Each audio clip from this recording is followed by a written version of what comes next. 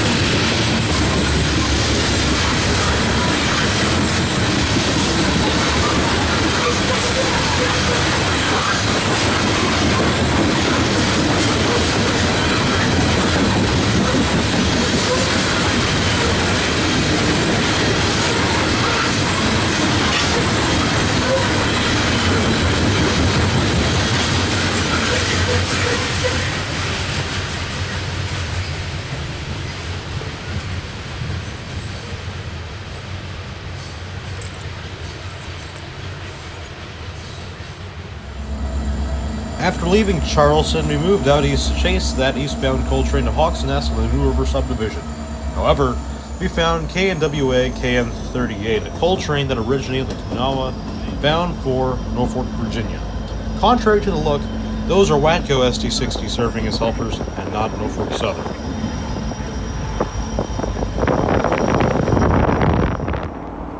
To get to Norfolk, the train has to leave the ex-New York Central West Virginia secondary and enter ex-Virginia Railway trackage on its way to Mullins, West Virginia.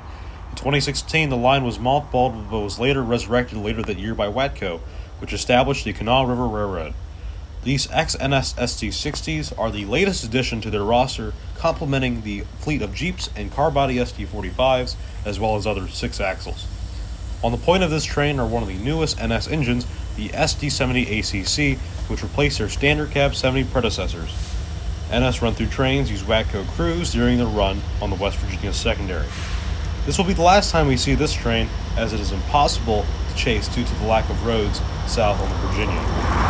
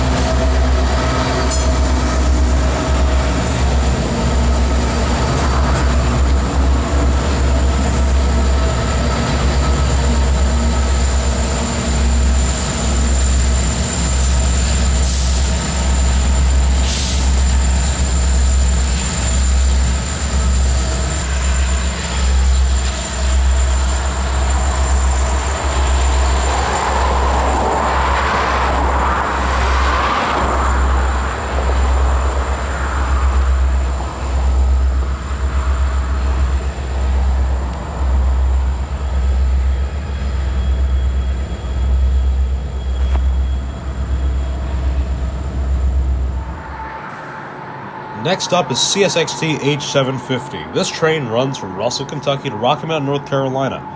Formerly Q302, this train now runs under the status of a local, but has the equivalent train length to that of a large manifest. It commonly has DPUs, but today all power is on the head end. We're on the New River subdivision, somewhere west of Hawk's Nest. The original plan was to shoot the train at Hawk's Nest, however it was not lined to go over the iconic bridge that can be seen there. You can hear the rumble of GE motors echoing off the mountainsides as they work their way through the New River Gorge.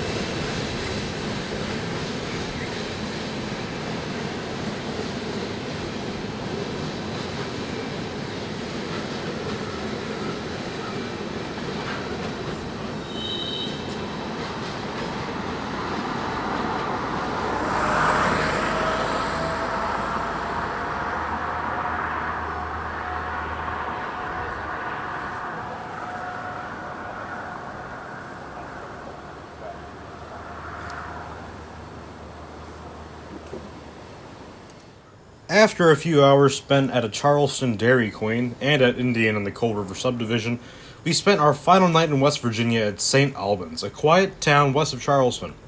Oddly enough, most of the trains we would see on this trip would be at night. Leading the incoming parade of trains was G630-17, a loaded grain train from Morristown, Indiana to Rocky Mount, North Carolina. The power consists of 2 GE units, most likely with an AC-44 on the point.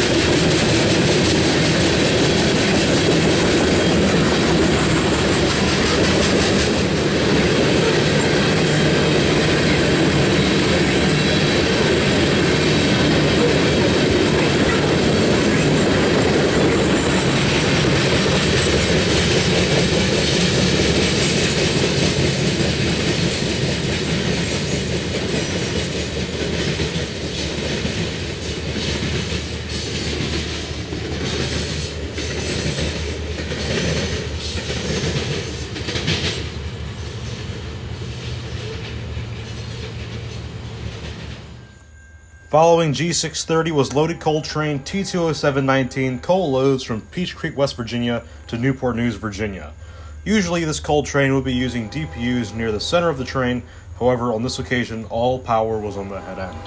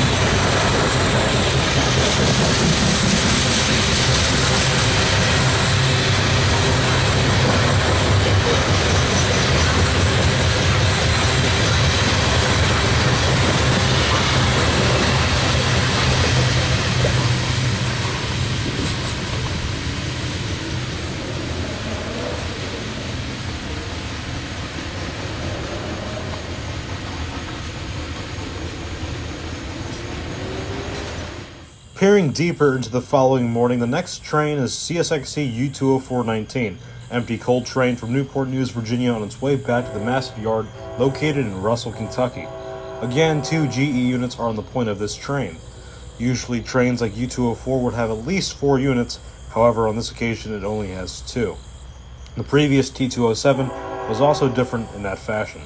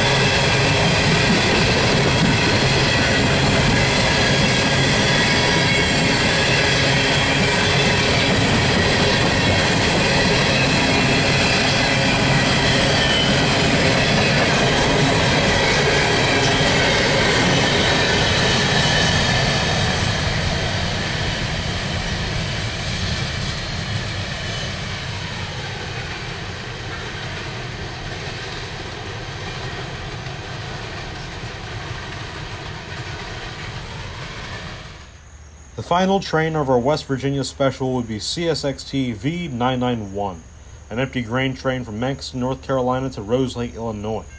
At this point, it is incredibly early in the following morning, as it is now 3 a.m. Over 12 hours since we caught our first train. This train is solely powered by one General Electric motor, and surely it had a hard time getting over the Allegheny grades seen in Part 1.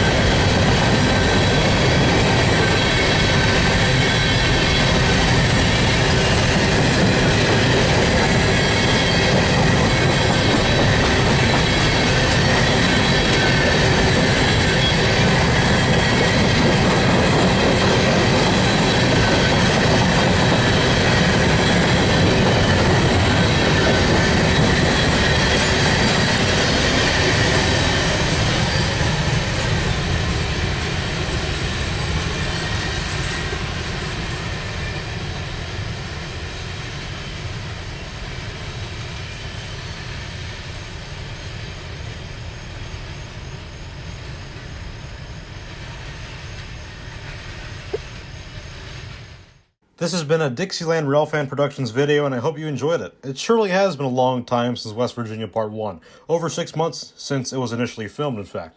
Over the period of time between August and November, I had become incredibly backlogged on footage. Without a doubt, though, there are to be many things that will be uploaded in the near future. Some footage as far back as May 2019. Stay on the lookout for locomotives like Norfolk and Western 611, an Iowa-class battleship, and many interesting historical videos. Make sure to hit that like button and subscribe for more content. Let's see if we can reach that 300 subscriber mark this year. This is Daniel of Dixieland Railfan Productions. Hope you all have a great day.